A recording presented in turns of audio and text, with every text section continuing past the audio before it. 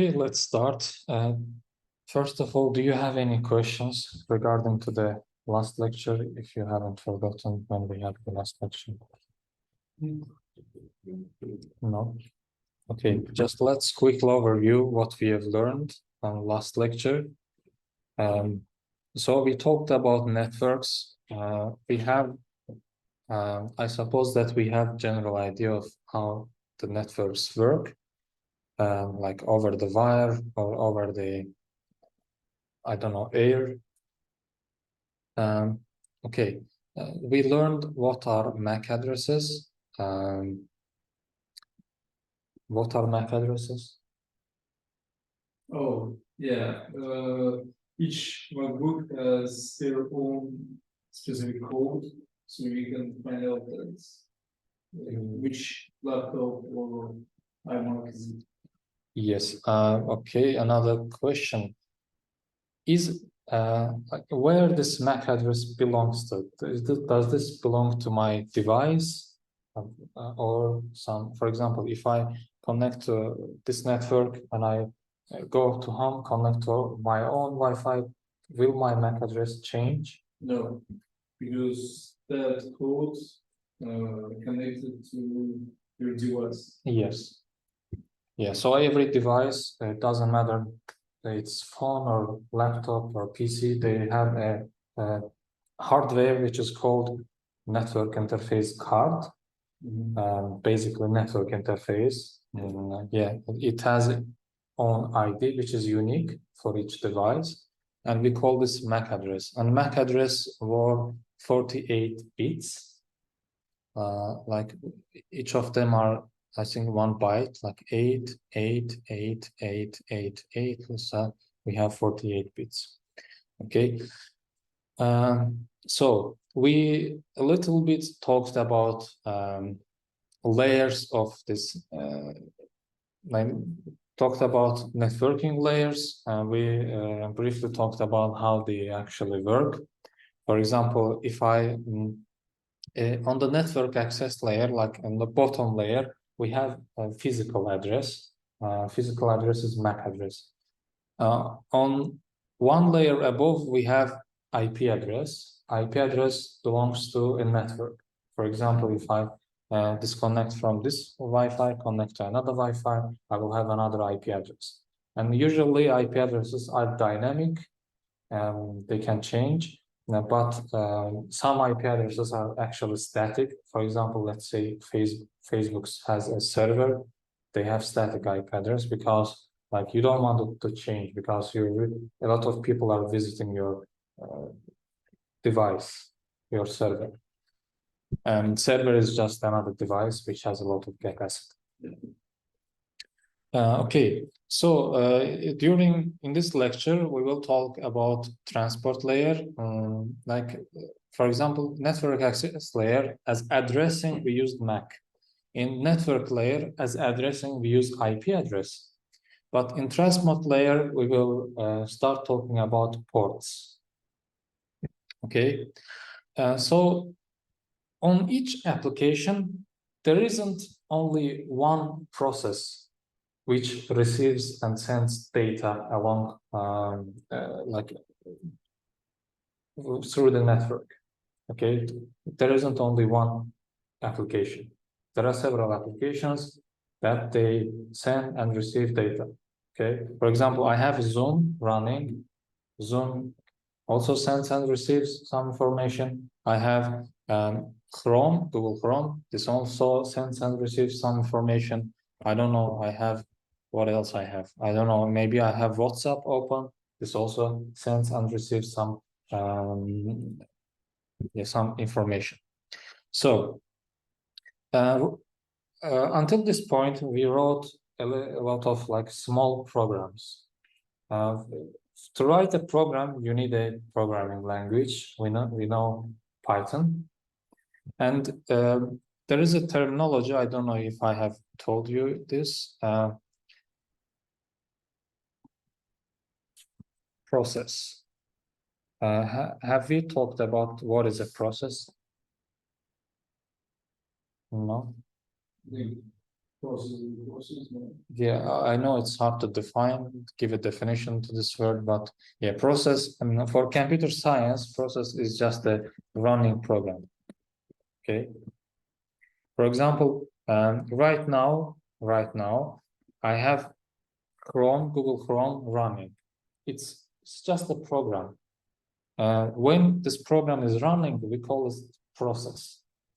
So in my computer, on any device, you might have like several processes which are running simultaneously. Okay, and in order for them to be able to work with networks, like your device needs to differentiate between these processes. For example, let's say I talk to my microphone, so my voice needs to be sent to Zoom, and Zoom needs to send this voice over the network. Like my voice doesn't need to go to Google Chrome, right? Because Zoom needs to record that voice and send it. So we need another kind of address to differentiate between those processes. And while talking about this, we will move to the transport layer. So in the transport layer, we present a new address, which is called port. By port, you can, for example, physically port means just an entry point, right? For example, I have USB port, I don't know, I have HDMI port, not me, of course, my laptop has it. So in virtually, when we talk about programs, whenever a program wants to connect to internet, for example, wants to send and receive some information, this program needs to obtain the port number. Okay. So a port number is, for example, port number, we call this port number. Port number, I think, is a number between 0 and something like this. What was the maximum port number? Yeah, this number, okay. So a process can have an address which we call port number between 0 and this 65,535. You may ask why this number, because they allocate 16 bits for port number. So port number is actually 16 bit. Port number is 16 bit. What's the maximum number I get with 16 bit? It is 2 to the power of 16 minus 1, which is this number, okay?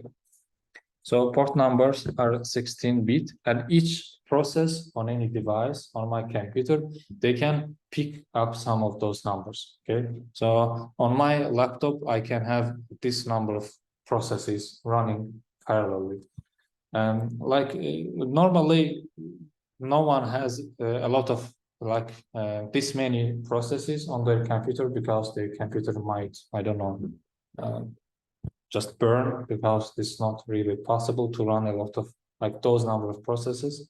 But of course, it's possible if you have a lot of capacity. For example, you can, for example, if you're on a Mac, you can open Activity Monitor. If you are on a maybe Windows, you can open Task Manager.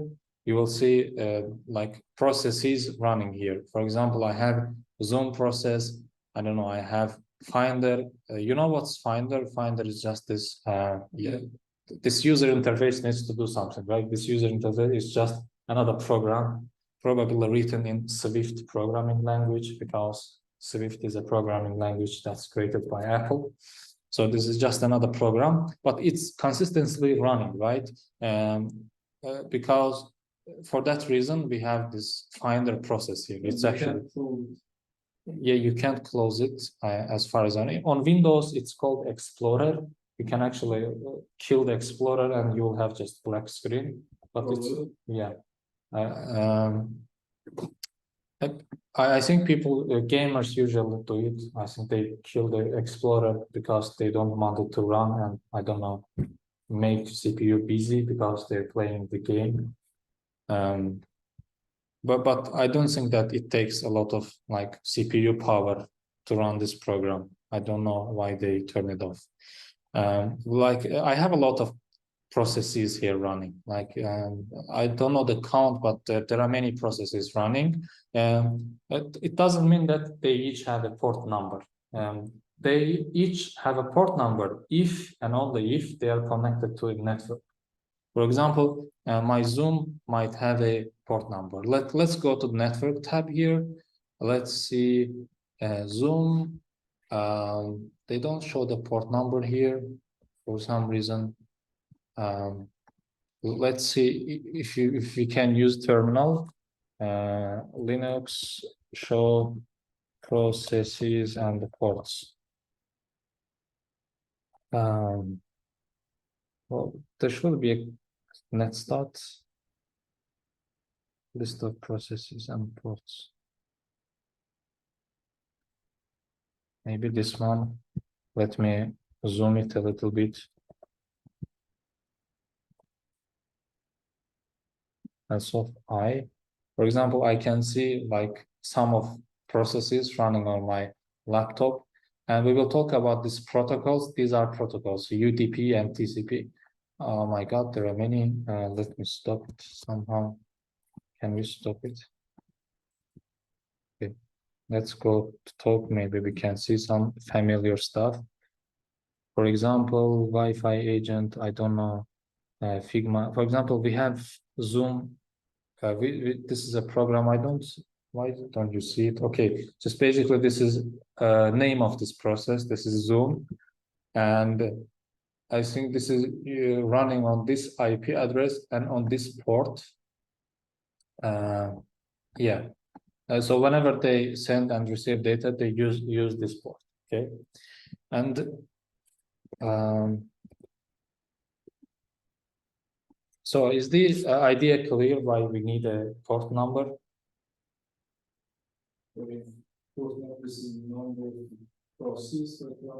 For example, let's say I'm a program inside the device.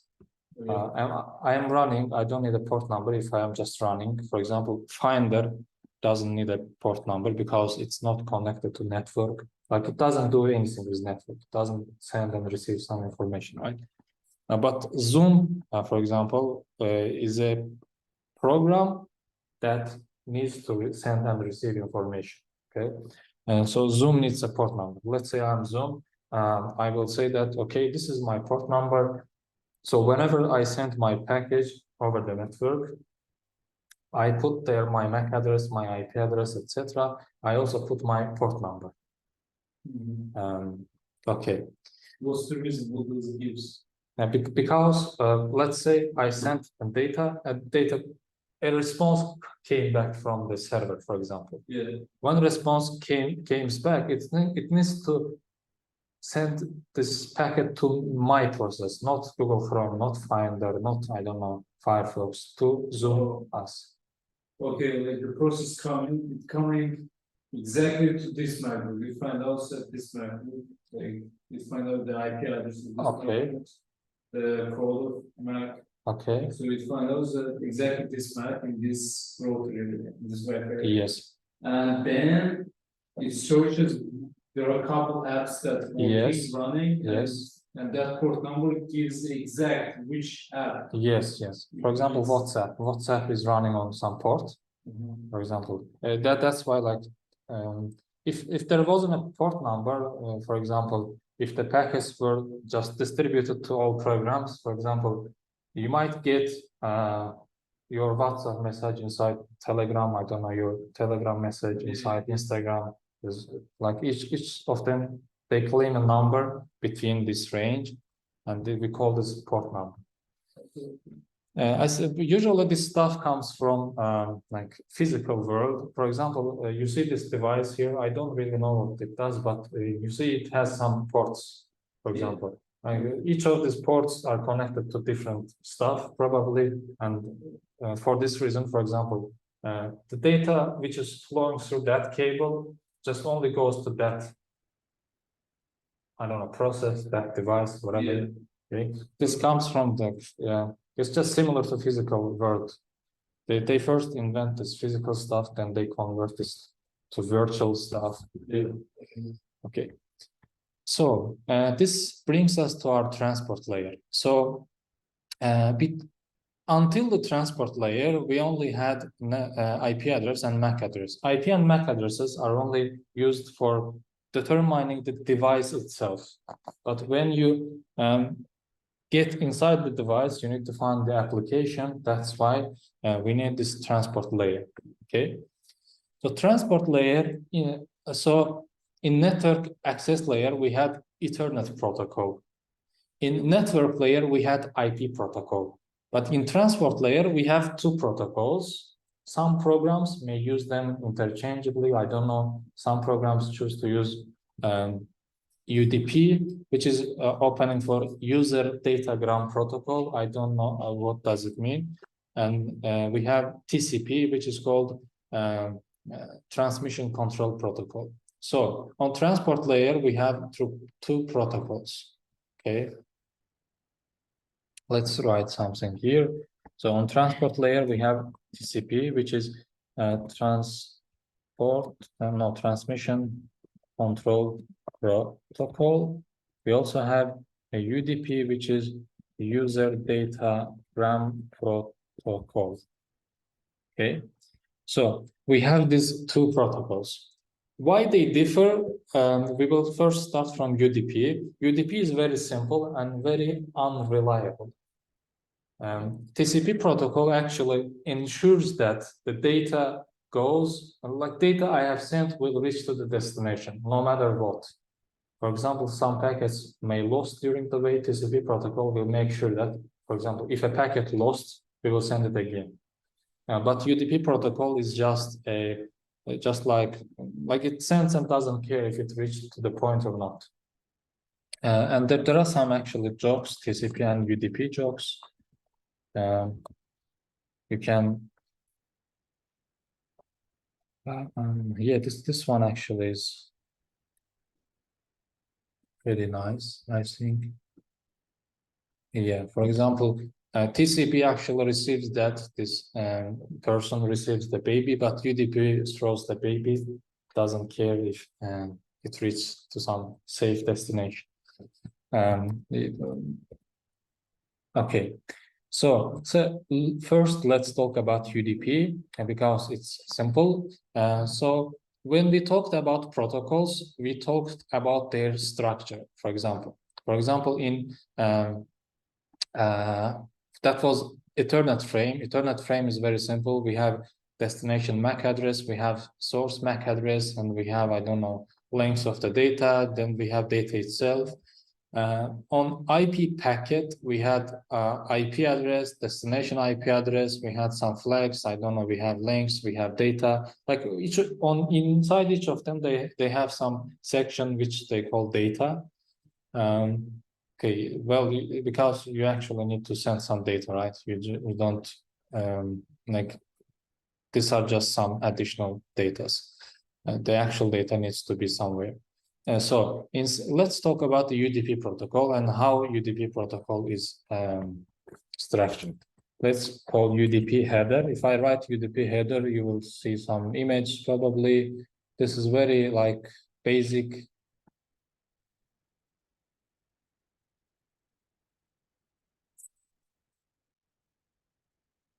This is not readable actually. Let's just see this one.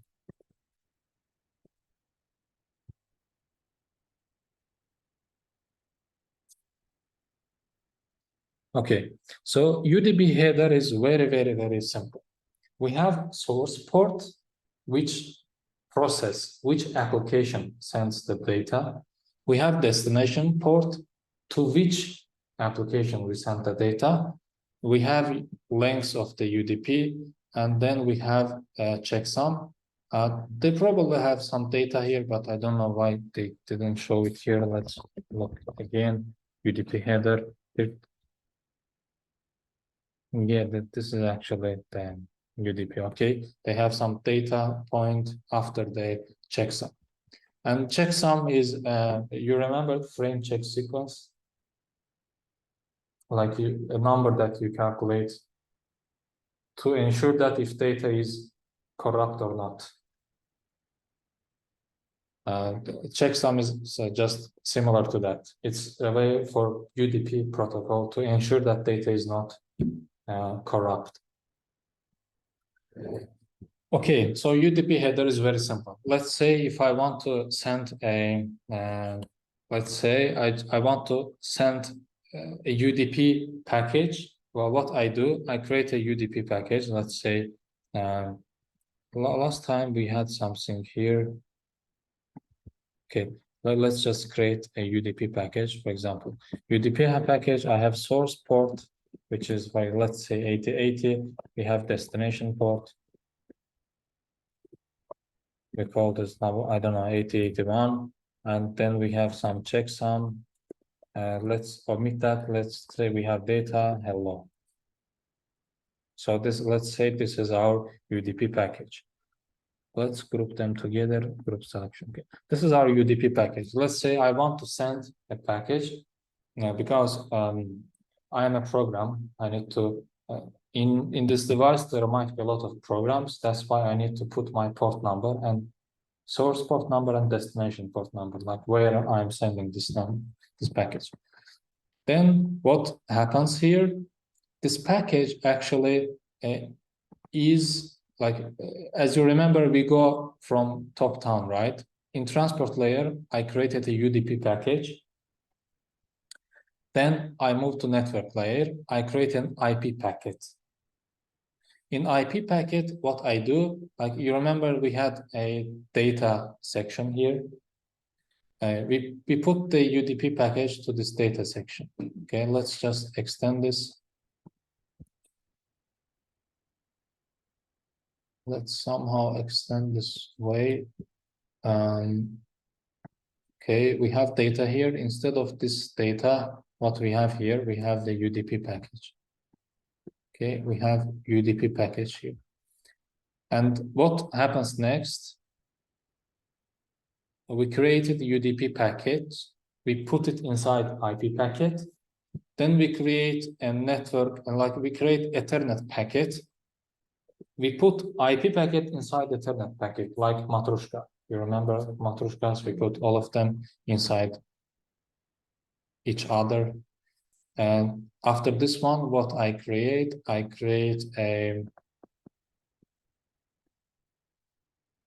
let's say I create a, what's this? Let's, on Ethernet frame, we had like source MAC. For example, let's say some numbers, and we have this destination MAC, we have some numbers, and we have data. Inside data, what we have this, the whole IP packet. Let's just group selection. Let's make it smaller. Okay, so at this point, this is what a computer needs to send over the wire or over the air. I don't know, depends on the medium. Is this Wi-Fi or is this fiber optic? Is this just cable? Okay, so this is the final data that my device needs to send over the network. So this data becomes ones and zeros and flows over the network. When the other computer receives it, it checks the destination MAC address. Okay, is this meant for me? If this packet is meant for me, then I open this packet. I grab the IP packet here. Usually IP addresses are used for routers. If for example, if we are on the same network, we don't really need IP address that much. We need it, okay, but we don't need that much because IP addresses. Actually, let's go back a little bit. In real case, like this package doesn't reach to the another device by default, right? It first goes to the router. Router looks at this IP address and knows to which device to send. For example, if you send some packet to me, router knows that you are sending packet to some device inside this network. So my device then forwards it to my device receives it and sees that the MAC address is meant for me, and then opens IP packets. But my device won't really look at the IP packet because IP address is already inspected by router. My device needs to look at this, how to ungroup selection. Yeah, my device actually needs to look at this UDP packet. My device will open this UDP packet and we'll see, okay, which process is running on port 8081.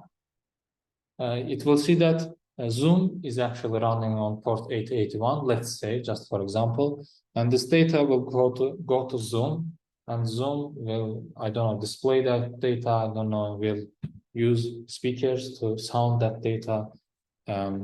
Okay. So is the general idea is clear how a UDP package flows through the network? It's very it's in the very basic terms. You just put package inside another package and send it over network. And when the other device receives it, it just opens all the packets and gets the data. Okay, it's very simple. Do you have any question regarding to the UDP? No. So if we talk about TCP, UDP is actually very simple and it's unreliable because we don't know if data is reached or not. But TCP protocol will ensure that this data is reached to the destination. Because for that reason, TCP header is actually very complicated. Let's search for TCP header.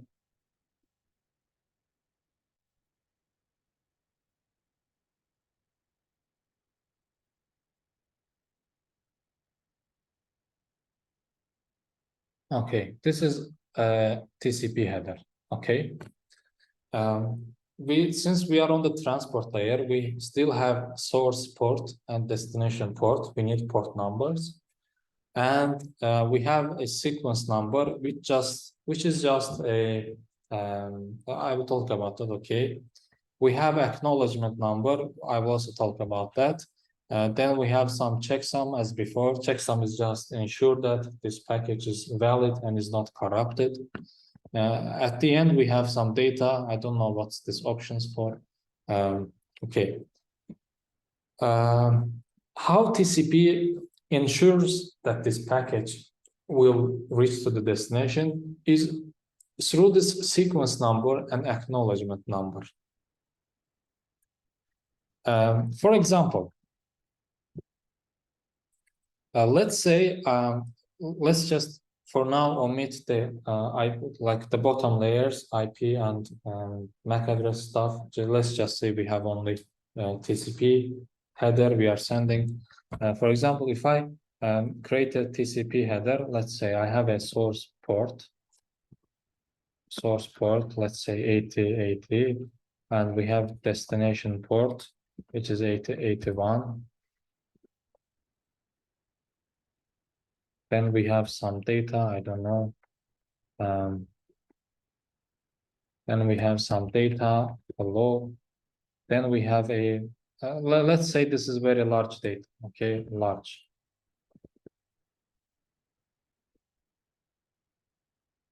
This is very large data. It's actually it's normal for any data to be very large in the internet. For example, let's say you are watching a video on YouTube. This video is actually very large. So we need to break it down into packets. Do you remember the Ethernet frame? So Ethernet frame, as you remember, we had only like maximum of 1,500 bytes. But we have videos, I don't know, we have large files, we send over the network, we send over the drive, I don't know. But Ethernet frame only allows this much data, okay? So this is very small data. So what actually happens during the transport layer, what actually happens in this transport layer, actually this transport layer will divide this large data into packets.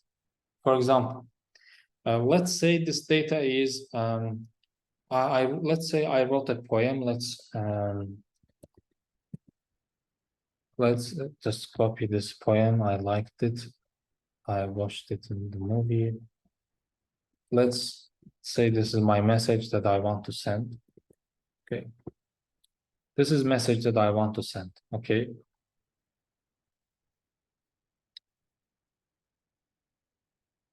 This is a message that I want to send, but it's very large. I need to break it down to some smaller packets. So when we create a TCP packet, we break it into smaller packets. For example, this sentence, like this first part, I put it here, and I assign what I do, I assign a sequence number to it. Sec num, let's say this is 1. We have ac num, let's say this is also 1. Okay, do you remember this? And like sequence number, and we have acknowledgement number. They are just some numbers. Sequence number is just saying that this data is very large, and I'm sending you just one sentence. Sequence number is just defines the index of this data. For example, is this sentence is first sentence or last sentence or something in the middle? Sequence number is just this. Okay, so we have a lot of data here. Let's say, let me copy this again, make this group selection and copy paste it. Copy paste it. So we have, let's say, 2 packages. Inside the second package, we have this rest of the sentence.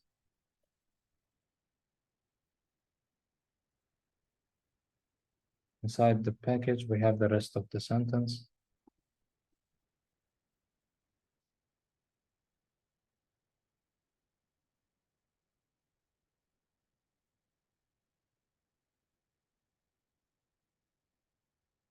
How do I resize this? Okay, this is just another packet. Okay, in here, but sequence number will be 2. Let's say acknowledgement number is 2. Then let's say I create another one. I put the rest of the sentence here. I don't want to copy all of them, just remove it. Let's call this yes, I did. And we have 3. Okay, let's say I have this 3 sentences and I divide it into 3 packages and I sent them over the network. Let's just clean this place a bit. This is very messy.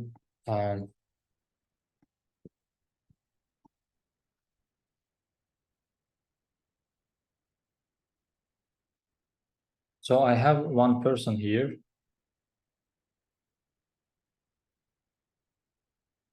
And another person here.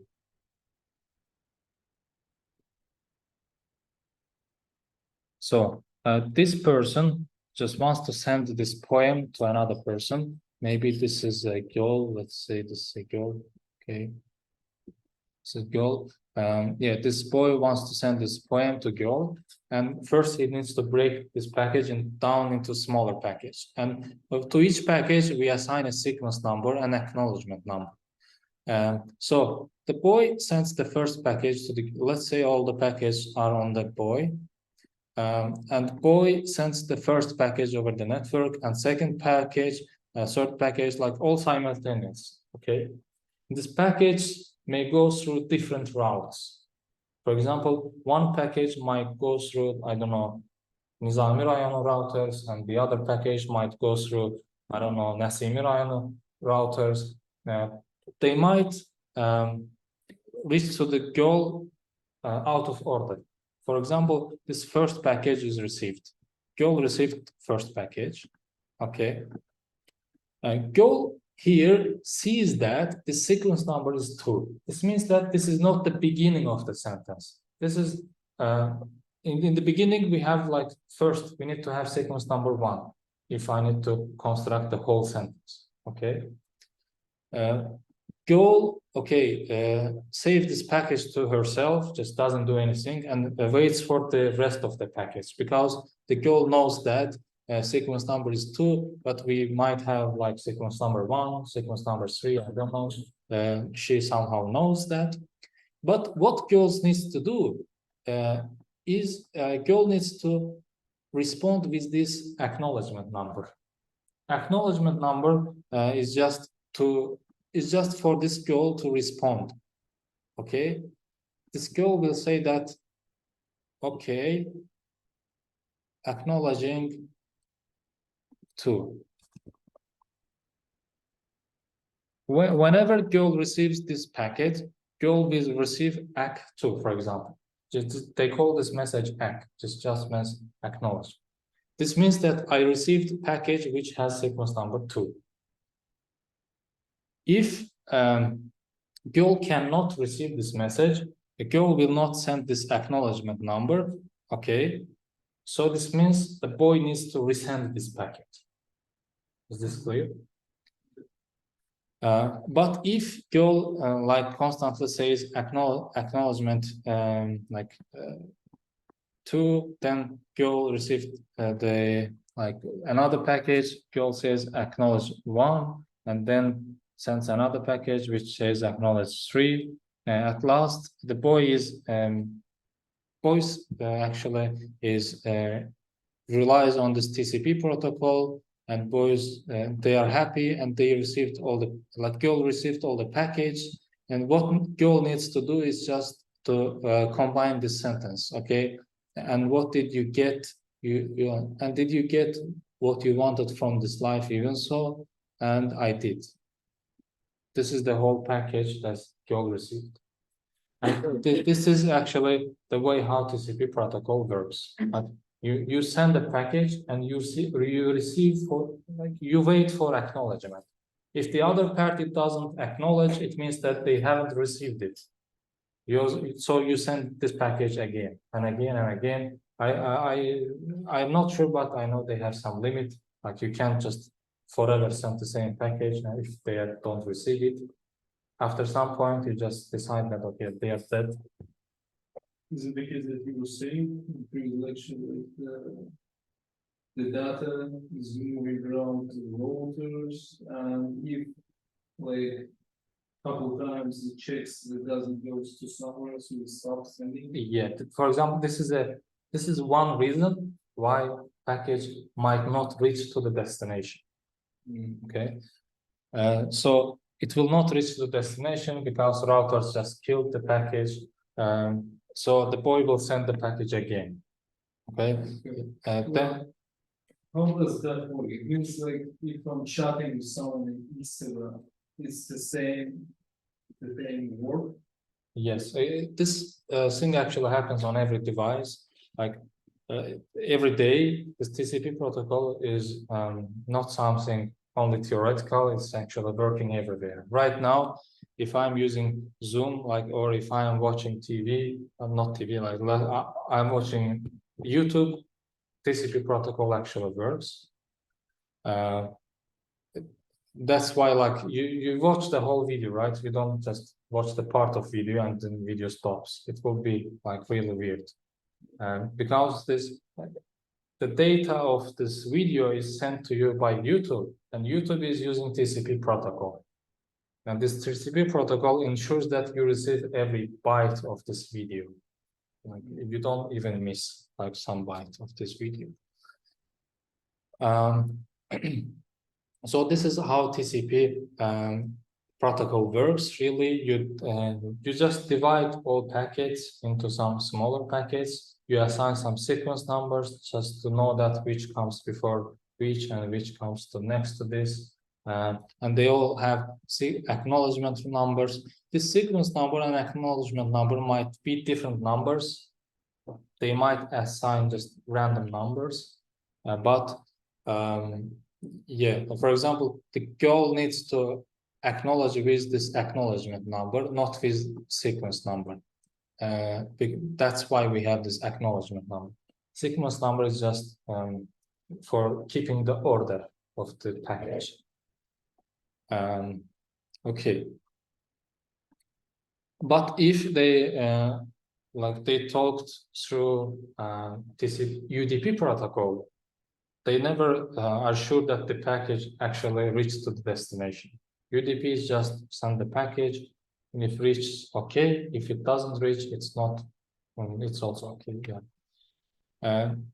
For example, if you are watching video, listening music, it's usually TCP protocol. But let's say if you are using, I don't know, some online call, let's say Google Meet, Zoom, they don't usually use TCP. They usually use UDP. For that reason, whenever I say something, a network is disrupted for some reason, I need to say that sentence physically again. Because UDP protocol, if this package is lost, I need to say that sentence again so the other party hears me, right? UDP protocol, if my sound is lost, I don't know, during the way, and the other guy didn't hear me, UDP protocol won't do anything about it. Why do you use that protocol? Because it's fast. It's faster than Yes. TCP. TCP. Yeah. UDP is faster than TCP because you don't have to acknowledge each time. I don't know. You don't need to check sequence number. You don't need to check acknowledgement number. You don't need to remember the other client. Like there are a lot of things going on between them when they just send hello, for example. But UDP is just, as we told, it just sends the data and doesn't wait for the response. Doesn't wait for acknowledgement, anything. It just sends the data. So it means every call, like internet call, like call from WhatsApp, is it the same protocol or it use? It is usually, like most of the time, it's UDP. Because like you can actually know, for example, if you say something and they don't hear it for some reason, maybe they enter to the subway, they don't hear it. And when they exit from the subway, you need to say that again, right? This package is lost. The previous package is already lost. UDP doesn't ensure that it reaches. So it means CPU, TCP. TCP, when you're saying something, it saves that data. Yes. And it will make sure that that data at the end will come to. Yes. I'm not sure, but I think Zoom does that.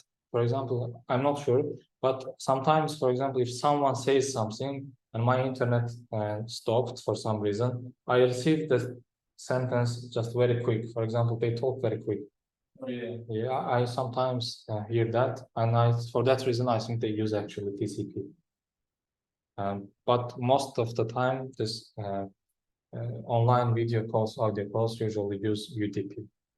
They don't really care if you just lost the connection, if you enter the subway. They don't really care if you go out of the subway, they should send the package again. Because you can say the sentence again physically. Of course, if you're not dying, if you're dying, it's really not safe to use UDP. I'm stopping this and we'll start this again because this is ending.